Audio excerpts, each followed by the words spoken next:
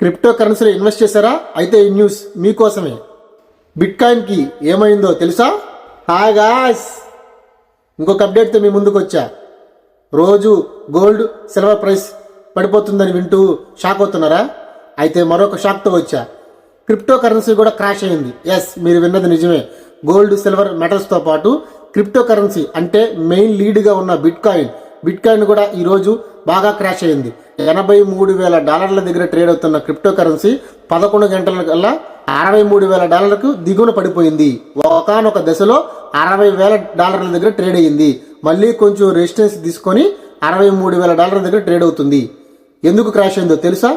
ఏమి లేదు, IT stocks, metal stocks మార్కెట్లో బాగా క్రాష్ అయ్యాయి కదా, ఆ భయాలు ఇన్వెస్టర్స్కి క్రిప్టో కరెన్సీ మీద కూడా పడ్డాయి.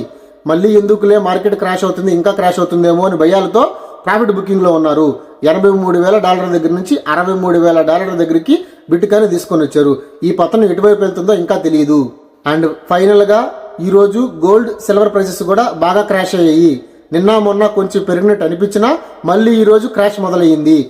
ఈ గోల్డ్ ఒకరోజు పెరుగుతుంది, ఒకరోజు తగ్గుతుంది. సేమ్ సిల్వర్ ఒకరోజు పెరుగుతుంది, ఒకరోజు తగ్గుతుంది. మధ్యలో మాత్రం బాగా దెబ్బతినింది మిడిల్ క్లాస్ రీటైల్ ఇన్వెస్టర్స్ మాత్రమే. ఒక పక్క మెటల్ స్టాక్స్ రెడ్లో ట్రేడ్ అవుతున్నాయి, మరొక పక్క ఐటీ స్టాక్స్ రెడ్లో ట్రేడ్ అవుతున్నాయి, అటొక పక్క క్రిప్టో మార్కెట్ కూడా బాగా క్రాష్ అయ్యింది.